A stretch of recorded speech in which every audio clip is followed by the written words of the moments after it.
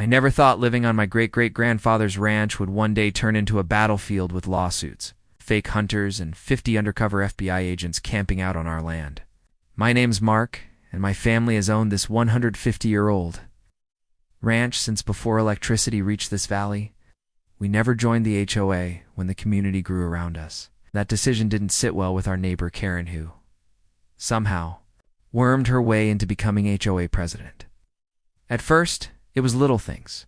Her demanding we mow our side of the shared fence every week, or sending us nasty letters about farm smells from our horses. We brushed it off. City folks don't always get how country life works. But Karen wasn't just any neighbor. She saw our land as an opportunity, big, open, valuable. And she hated that we weren't under her control. What she didn't know was that this ranch isn't just property, it's sacred to my family. My grandfather was born here. My father built every barn plank with his hands. We host veterans groups, summer camps, and sometimes something a bit more secretive, but more on that later. For now, let me tell you how HOA Karen turned a petty feud into a federal disaster, and how karma hit her so hard, even the news cameras showed up. At first, Karen's tactics were just annoying. She'd leave printed HOA notices in our mailbox, despite us never being members, complaining that our horses were too loud after 6 p.m., or that our barn lights violated light pollution rules. This was a working ranch, not a suburban cul-de-sac. She even filed a noise complaint over our rooster, which has been crowing at sunrise since before she moved here. Then came the citations, dozens of them.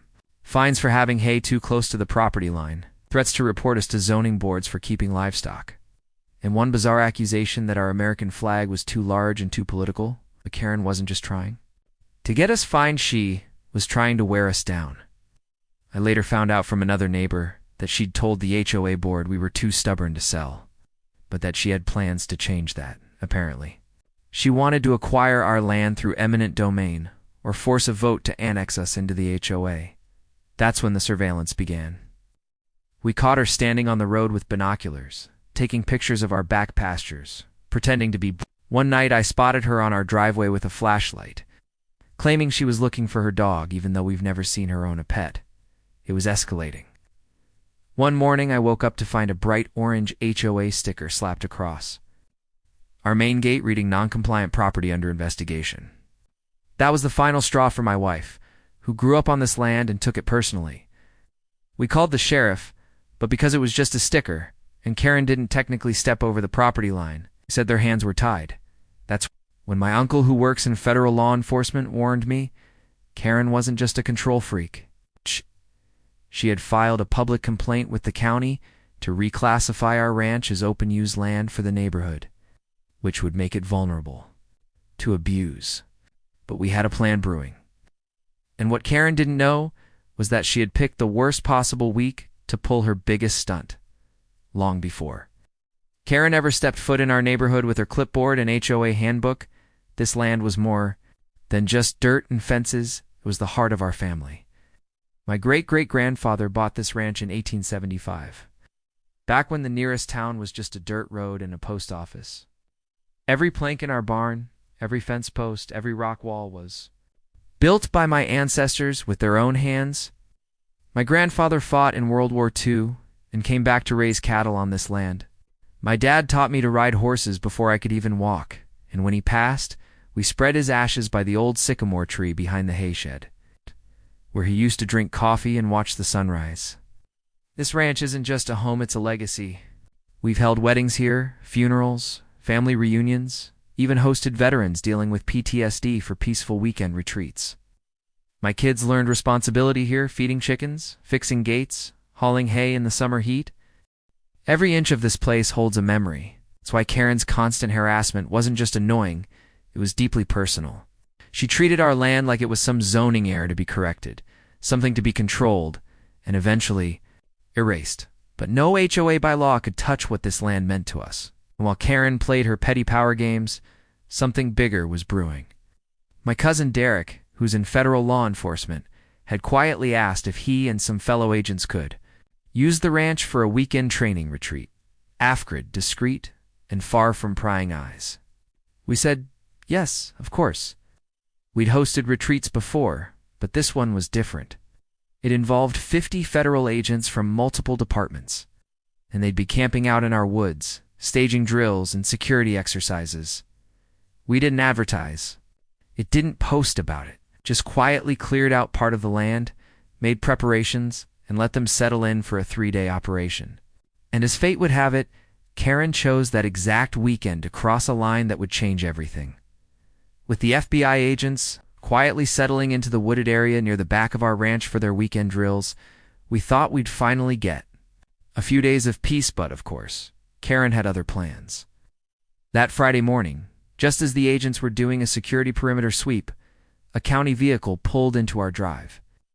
The officer inside handed me a notice. Someone had filed an official complaint claiming we had extended our fences onto community land. I nearly laughed. Our boundaries were marked with legal survey stakes going back decades, and we even had them recertified just last year. But I knew immediately who was behind it. Karen had apparently gone as far as to pull old, outdated property, maps from public archives, and submitted them as evidence. And while the complaint didn't stick, it forced us to meet with the county planning department the following week. That was just the beginning. 2 days later, we found spray paint on our barn, bright pink lines marked "cut here," right along the edge closest to Karen's property. Then, a group of strangers showed up in our front pasture, claiming they were with the HOA landscaping team and needed to trim some trees. I asked who authorized them. They said President Karen. I told them to get off our land before they got arrested. And that same night, one of our motion-activated trail cameras caught Karen sneaking into the bushes behind her backyard fence, pointing a flashlight into our direction. What she didn't know was that she wasn't just being recorded, she was being watched live. 2 FBI agents doing overwatch exercises caught her movement and logged it immediately. They didn't intervene since it wasn't a direct threat, but they made a note. That note would later become a crucial piece of evidence. Karen thought she was building a case to force us out. In reality, she was building a file with witnesses, video evidence, and a long list of illegal behavior that she had no idea was being monitored by federal officers. But still, her biggest move was yet to command when she made it. The entire ranch turned into a scene straight out of a movie. The agents arrived quietly, just before dawn on Thursday. No sirens, no uniforms, just plain trucks, duffel bags, and serious faces. My cousin Derek gave me a nod as he stepped out of the lead vehicle, and I walked him through the layout where we'd cleared brush, set up tents, stocked water, and arranged for privacy. The men and women with him were not your average campers. We were part of an interagency task force doing weekend readiness drills, some even specializing in rural surveillance and rapid response. These weren't just desk agents, they were the real deal. They had maps, encrypted radios, thermal drones, and live perimeter monitoring set up within hours. I watched them disappear into the woods behind our south pasture like ghosts. They didn't want to be seen, and that suited me just fine. The plan was simple: train quietly, stay off the grid, and leave no trace. Only for people in the world knew what was really happening on our land that weekend: my wife, Derek, and the regional director who greenlit the location. To anyone else, it looked like an empty stretch of trees, but it was crawling with surveillance and eyes in every direction. My wife and I were told not to interfere, but they gave us a sat phone in case of emergency. What none of us expected, however, was that Karen, completely unaware of who was now occupying the land she had been obsessed with, was planning her boldest move yet. Rumor had it, she'd told someone on the HOA board that she was going to make an example of us this weekend. What that meant, we didn't know. But as we sipped coffee on our porch and watched the sun rise over the ridge that Friday morning, I noticed movement on the fence line, and within minutes, chaos erupted. Karen's plan was in motion, but she was about to discover that she hadn't just messed with rancher. She had triggered a federal response that Friday afternoon. Just after lunch, I heard the rumble of engines coming from the West Trailin area, rarely used by anyone but family. I stepped out onto the porch and spotted 2 camo-painted pickup trucks slowly rolling along the dirt path, each packed with men in full hunting gear, rifles, bows, orange vests. Immediately knew something was off. It wasn't hunting season.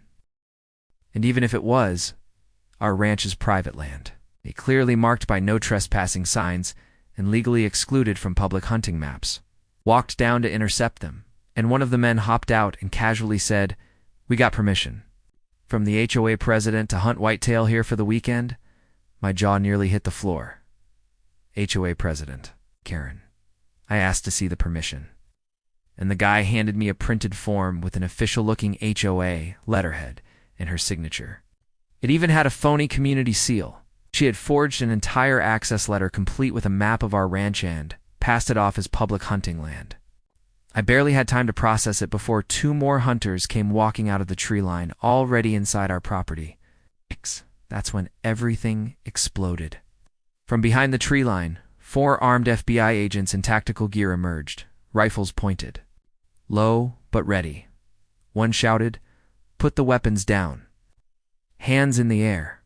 Identify yourselves." The hunters froze in disbelief, completely unaware they'd stumbled into a live federal operation. Within seconds, agents swept in from multiple directions, detaining each man, checking IDs, and confiscating weapons. I stood there, heart pounding, as the lead agent radioed the incident in. Derek came storming over, furious. "Did you authorize this?" he barked. I shook my head and handed him the forged document. His face went pale. "This is a federal security breach," he muttered. "We've got impersonation of authority, forged documents, and possible endangerment of federal personnel." The hunters, realizing they'd been duped, were just as furious. One of them had a medical condition, high blood pressure, and the stress caused his heart to race. Paramedics had to be called in. Within the hour, agents had traced the origin of the fake letter back to Karen's home office, printer because, of course, she emailed it to one of the hunters, and they still had the PDF on their phone. That was all the feds needed. The agents weren't just angry, they were building a case. Karen had no idea yet, but she'd officially committed multiple federal crimes. And they were about to land on her doorstep like a thunderstorm by sunset. The agents had everything they needed: witness statements from the hunters, copies of Karen's forged letter metadata, proving it came from her home printer, and video surveillance showing her handing over documents 2 days earlier. But they weren't just preparing to scold her, they were preparing to arrest her. Around 9 p.m., a pair of unmarked black SUVs pulled into her driveway, lights off. I watched from my upstairs window as 4 agents approached her porch in tactical vests. Karen opened the door, still wearing her satin robe and holding a wine glass. Her face flipped from smug to horrified in 2 seconds flat as they flashed badges and said the words, "You are under federal investigation for impersonating an official, forging documents, and endangering federal officers." Her voice rose immediately, screeching something about, "I'm the HOA president." And they were just hunters. But the agents weren't interested in her excuses. She was placed in handcuffs, barefoot. In front of her well-manicured lawn, and the flash from one of the agents' body cams lit up her face like a camera on a red carpet. The neighborhood was silent, but blinds shifted in the windows around us. Everyone was watching. One of the detained hunters who'd been released after questioning stood nearby with his wife, shaking his head. "She nearly got a shot," he muttered. Karen was loaded into the SUV, and the agents drove off without a word. The news broke the next morning. Local channels reported a suburban woman under federal arrest for forging government access letters. Of course, they didn't name her, but everyone in the HOA knew. The rumor mill exploded. Screenshots of her letter, the arrest, and her HOA email leaked within hours. The HOA board called an emergency meeting. Karen tried to log in via Zoom from wherever she was being held, but the board had already voted her out unanimously. She was done. Over. Just like that. What started as petty harassment had turned into a full-blown federal case, and it wasn't over yet. Karen still faced a long list of charges, and the agents made it clear they were pursuing civil damages on behalf of the affected parties. The best part? Derek told me that in their post-operation review, Karen's incident would be used as a training case for what happens when civilians interfere with federal operations. Her name wouldn't just be on local news, it would be in federal training slides across the country. Karen's downfall didn't stop with her arrest. It was just the beginning. Once word spread through the neighborhood, people started coming out of the woodwork with their own Karen horror stories. Turns out, she'd been threatening other homeowners for years, slapping bogus fines on people for having non-regulation flowers, accusing one veteran neighbor of storing illegal equipment because of his American flag display, and even reporting kids for unauthorized chalk drawings on their own driveways. A retired school teacher down the road told us Karen had tried to fine her $300 for hanging her laundry out to dry. But now, no one was afraid to speak up. The HOA board held a public meeting at the community center, and it was standing room only. One by one, neighbors lined up to share their stories. Someone even printed out Karen's fake hunting permission letter and passed it around like a souvenir. Then came the lawsuits. The most serious came from one of the detained hunters, the older man with the heart condition. His lawyer filed a civil suit for emotional distress, endangerment, and impersonation of a public official. The claim? To $50,000? And that was just the start. The HOA itself was hit with a legal review from the county, and the board had to issue a public statement distancing itself from Karen's actions. The community's insurance got involved. People were furious, not just at Karen, but at how long she'd been allowed to run unchecked. And as for Karen, she was released on bail under strict conditions: no contact with any HOA members, no access to community property, and she wasn't allowed within 500 feet of our ranch. Her house sat empty, her porch chairs stacked and dusty. I heard she moved in with a relative 2 towns over while awaiting her court date. Meanwhile, the board fast-tracked new leadership elections, and guess who they asked to run? My wife. She declined. Said she'd rather tend horses than manage paperwork, but it felt like justice, all the same. Our ranch, for the first time in months, was quiet again. No fake fines, no binoculars behind the fence, no flyers taped to the mailbox, just the sound of cicadas, wind through the trees, and peace. But the best part? Karen's name became a cautionary tale, a story whispered on the porch, laughed about in grocery aisles, and taught to rookie agents as what not to do when you think you're above the law. After everything she'd done, after the forged documents, the near disaster with armed hunters and her very public arrest, to think Karen might try to save face or apologize. But no.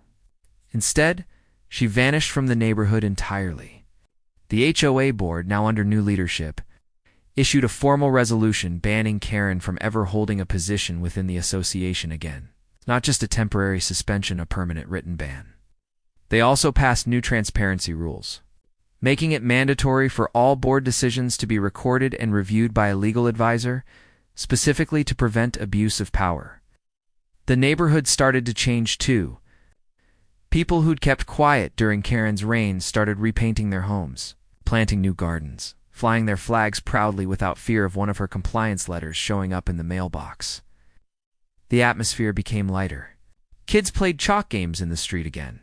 People waved more. It was like a fog had lifted, and though Karen's house eventually went up for sale, it sat empty for months. No one wanted to live in the home of the most infamous HOA president in county history. Meanwhile, the county dropped its investigation into our ranch's zoning status, calling the complaint fraudulent and baseless. They even issued a formal letter acknowledging the historic status of our land and reaffirming our property. Writes my cousin Derek. He got a commendation from his agency for handling the incident without any casualties. Apparently, the entire event became part of a debrief case study. I still chuckle knowing Karen's name is now printed in a federal training packet somewhere labeled civilian interference. The irony is, poetic she spent years trying to gain power, and in the end, all she earned was a permanent record, public shame, and a whole town that would rather forget she ever lived here. In the weeks after everything settled down, I found myself sitting beneath the old sycamore tree behind the barn, the same spot where my father used to sip his coffee every morning, and where we spread his ashes years ago.